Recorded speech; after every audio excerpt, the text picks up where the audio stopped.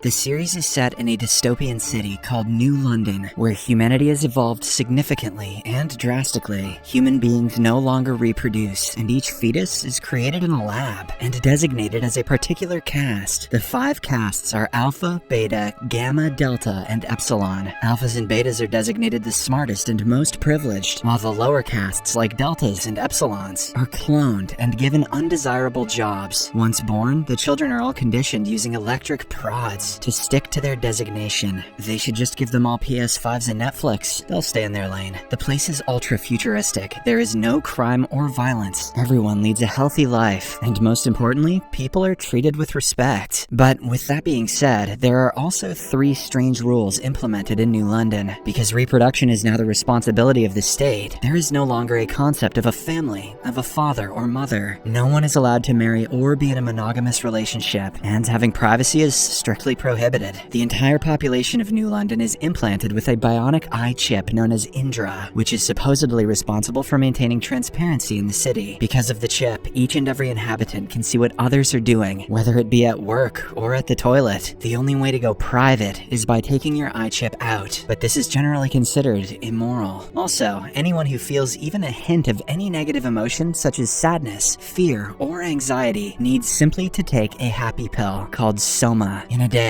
one might even eat 100 Somas. Thanks to this pill, New London prides itself as being the only city in the world where no one is sad. At the start, we are introduced to one of our protagonists, Lenina Crown, a Beta Plus inhabitant who works as a microbiologist for the New London government. One day, while she is busy with work, she is suddenly summoned to an Alpha Plus Bernard's office. Since one has to obey their seniors, Lenina quickly heads there, and on the way, we get a glimpse of the beautiful and futuristic city. When she arrives, Bernard warns her that she's breaking rules and being selfish by exclusively sleeping with another Alpha Plus named Henry. When Lenina denies this, Bernard simply pulls up a projection showing all 22 times she and Henry had slept together in the past few weeks, demonstrating the no privacy rules. Before leaving, Bernard suggests Lenina be more careful next time and hands her a Soma pill to relax. Next, we are shown an advertisement of the Savage Lands. The Savage Lands is considered a theme park to the members of New London. It is the place where natural-born humans who refused to sign up to the New London Project 200 years ago continue to live. People in the Savage Lands have relationships, get married, and even have children. That said, they're all extremely poor and live in rundown communities far away from the glitz and glamour of New London. People out here don't take Soma, they just try to survive, but they also have more freedom. But for the people of New London, the savages are just a means of amusement, just like a zoo. They even perform different derogatory tricks to amuse their advanced counterparts. Meanwhile, in New London, Bernard is ordered by the director of New London, Ed, to go and have a look at an accident. On reaching there, Bernard finds a large crowd gathered around a corpse who has apparently fallen from a tall building. The deceased is identified as an Epsilon cleaner. Strangely, another Epsilon, C-Jack-60, is seen grieving his friend as if he has developed some feelings. But before anyone says a word, Bernard distributes Soma to the entire crowd to cope with their trauma from seeing the body and sends them all away. Everyone wants to believe he just fell from one of the balconies, but Bernard starts to wonder if something more sinister occurred. If he did not fall, could he have jumped? Considering everyone is supposed to be happy all the time, the idea of committed the unthinkable is unheard of. Following this, he heads to his good friend, Wilma Watson, who is also the head of pleasurable parties in the city. She is responsible for arranging erotic night parties, where the inhabitants of New London can come and relieve themselves. Bernard tells her about the deceased Epsilon, and how he may have committed the unthinkable, but Watson rebuffs his claims, claiming that it's impossible. She also asserts that even if an Epsilon starts thinking on their own, the Soma pill will never allow them to become depressed and commit such an act. The series then cuts to the Savage Lands, where we are introduced to our other protagonist, John. He is a hardworking and honest man who works as the props manager for a savage circus. However, he is often bullied by his boss and other colleagues for being weak. He lives with his alcoholic but caring mother, Linda, who stays at home all day, waiting for her estranged husband to return. John always tells her to forget about the past and move on, but she doesn't want to. That night, as the two are sleeping, John wakes up when he hears someone outside. He grabs a weapon and slowly opens the door, only to see his best friend Madison and a bunch of other armed people there. And before he can say anything, the strange people apprehend him and take him away. Shortly after, John is taken to a secluded place where the leader of the group, Sheila, introduces herself. She reveals that her people are a resistant cult who are adamant adamant on driving out the New World scumbags. Here, we get to know that a minority of the Savage Lands have become tired of being treated as animals by the New Londoners. Hence, they want to put an end to it all. And since John works for the props department, he's in charge of loading the fake guns. Sheila wants him to load the guns with real bullets so that they can massacre the next batch of New Londoners. Scared, John says that he can't do it, but Sheila warns that if he doesn't, he and his mother will be hunted down. Elsewhere, Bernard is still disoriented and confused by the visions he saw earlier that day. Hence, to relax himself, he takes his eye chip out for a while. But as soon as he does so, the director of New London, Ed, calls him to his office. There, he tells Bernard that he is unfit to be an Alpha Plus because he is not assertive and demanding enough. He also reprimands Bernard for acting private and suggests he take a vacation to the Savage Lands to clear his mind. That evening, a slightly upset Bernard runs into Lenina and shares everything that transpired with him that day. He also reveals that he has started experiencing feelings like loneliness, and that is why he is being sent to the Savage Lands. Lenina empathizes with him and decides to help him out. She agrees to go to the Savage Lands together with him. The next morning, they board a rocket, which takes them to their destination in less than 12 minutes. Take that, Bezos. When they reach their hotel, the receptionist briefs them about the different tours and attractions that they can partake in Savage Lands. In particular, Lenina is taken aback by the strange customs here, like getting pregnant, driving vehicles,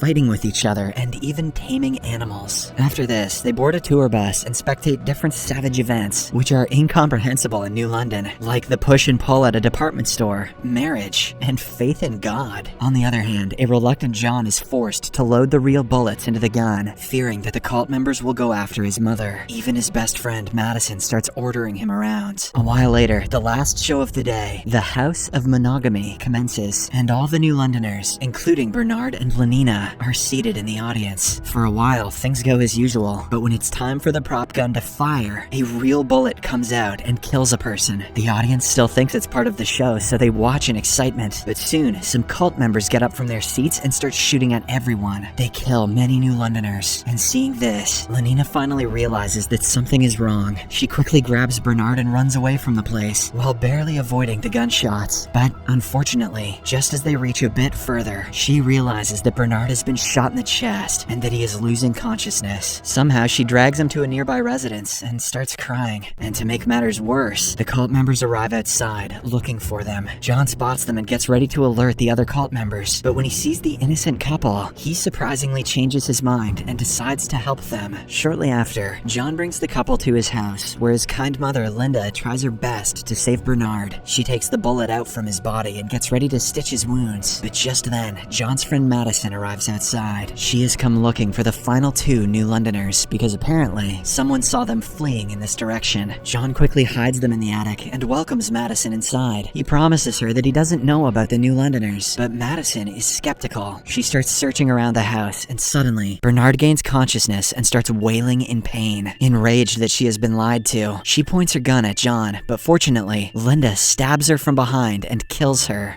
Madison sucked anyway. After this, all four of them get in John's car and leave the house, while the cult members close in. Along the way, they notice that the bus in which the New Londoners arrive has been totally destroyed. Bernard, who has started feeling a bit better now, starts blaming the savages for everything, but Lenina inserts that they are alive because of them. Meanwhile, we learn that John's mother Linda was also an inhabitant of New London, and that she had come to the Savage Lands 3 decades back with her love interest. But after she became pregnant, she decided to stay in Savage Lands for her son, as it is illegal to have a child in New London. Her husband left with the promise of coming back, but he never did. We also learn that there is an electromagnetic barrier which surrounds the Savage Lands. If a savage tries crossing it, he or she is immediately burnt to death. But a resident of New London, like Linda, can bypass it effortlessly. However, her son John, who was born into the Savage Lands, requires assistance from an Alpha Plus like Bernard. This is why she helped the New Londoners, hoping that she and John can return back to their home. After a while, the group reaches the border, which unfortunately is being checked by the cult members. Hence, Linda guides everyone to a nearby jungle, which also has a way across the barrier. They travel on foot and are almost there, but suddenly, a bunch of armed cult soldiers start shooting at them. Bernard and Lenina quickly cross the barrier, and when a cult soldier tries following them, he is burnt to ashes.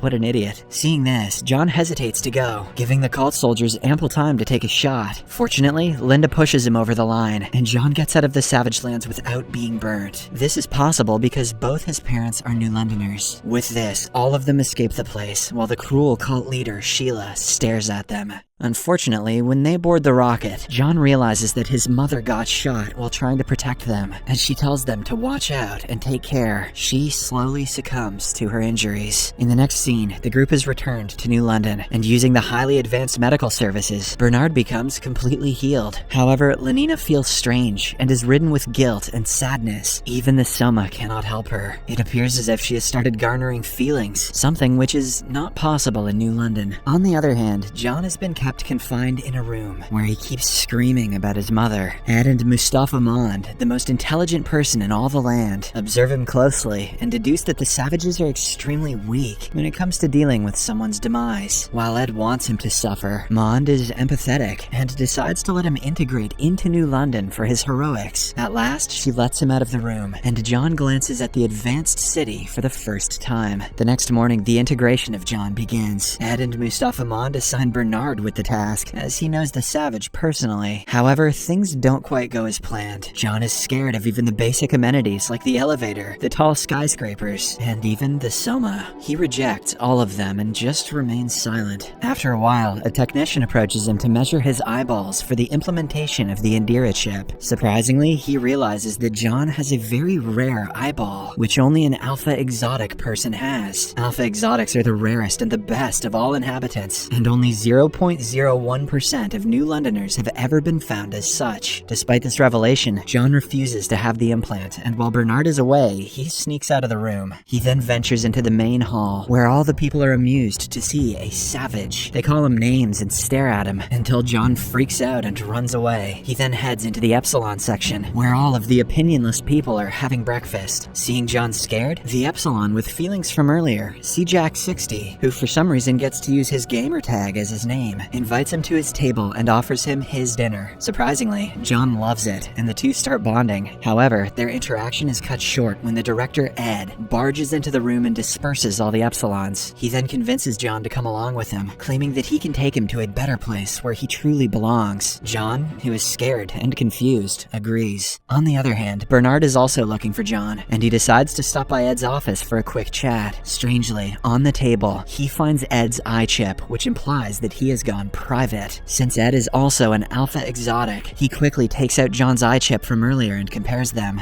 Lo and behold, the two implants match, revealing that John's estranged father is none other than Ed himself. He quickly heads to his fellow Alpha Plus, Henry, and reveals this, but the latter doesn't believe it, and instead criticizes Bernard for sneaking into the director's office. Elsewhere, Ed takes John near the sea, where a rocket is waiting to take him away to his land. John is a bit skeptical because if the cult leaders find him again, they will lynch him to death. But Ed reveals that there are thousands of other cities like the Savage Lands, where people have built civilizations. He knows this because he ventured to several of them, including the Savage Lands. Hearing this, John realizes that Ed is his own father, who never came back after conceiving him. He demands answers, but Ed doesn't seem to care. As a result, John gets angry and starts a scuffle, which ends with Ed accidentally falling off the cliff to his death. But since he had left his eye chip in his office, no one saw the incident. Soon, John rushes back to the city and stumbles upon one of Watson's pleasure parties. He sees hundreds of people dancing and gets scared, but just then, the partygoers notice him. They surround John and get ready to have their way with him. But fortunately, Bernard arrives in the nick of time and rescues him. With this, John finally starts trusting Bernard, and he even eats a Soma pill given to him. Meanwhile, after the incident at Savage Lands, Lenina has started behaving strangely. She is always lost in her thoughts, rarely goes out with her friends, behaves rudely sometimes, and even tries to keep herself from taking the Soma pills. In one instance, she has some fun with the Alpha Plus, Henry, but dominates him, as if she is the Alpha. Let's go. On the other hand, Mustafa Mond tells Bernard that their director Ed accidentally fell to his death. Bernard obviously doesn't believe it, and instead reveals that he was actually John's father. Surprisingly, Mond already knew of this. She mentions that this is why they have to integrate John into their society as soon as possible, because it is the least he deserves. Bernard agrees, and before leaving, he promises to handle the situation well. To start with, he takes John to the Children's Learning Center, where a bunch of kids are now learning how to play a game. Expectedly, John is not interested, but still, he sits around as the kids don't stare and judge him. After this, Bernard takes him to the pleasure party designer, Watson's place. He introduces the two, but surprisingly, Watson already knows about the savage. In fact, she is very aroused by him because of last night's encounter where he attracted a lot of people. She wants to have fun with the savage, but Bernard tells her that John is very emotional, and that's why it wouldn't be a good idea. Instead, he promises to bring him along to that evening's pleasure party. Elsewhere, Lenina goes to play tennis with her best friend Franny. In New London, people play only for fun and not competitiveness or prizes. However, Lenina, who has completely changed her behavior, humiliates her friend before walking out of there. She then reaches her room and eats several soma pills to calm herself down. At night, the pleasure party commences, and Bernard takes John there. He plans to teach him the ways of interacting with others, but before that, a desperate Watson arrives and takes John away to her cabin. Wasting no time, the two immediately have fun. Meanwhile, Bernard, who is alone, chats to a few beta inhabitants about his savage friend. As the people become intrigued, Bernard also starts boasting about the time when he barely escaped out of the savage lance. But just then, the arrogant Henry, who has also become the new director, arrives and humiliates him in front of everyone. A reinvigorated John also arrives at the scene and overhears everything. Seeing his only friend getting bullied, he becomes angry and convinces Bernard to take action.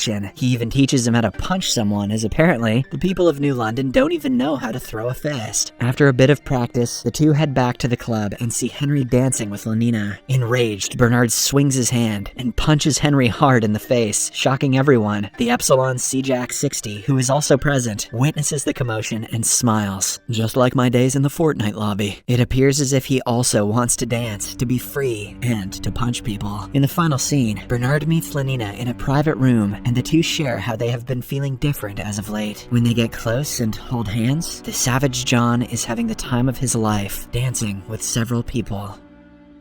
To see what happens next, watch the second part in Series Recapped.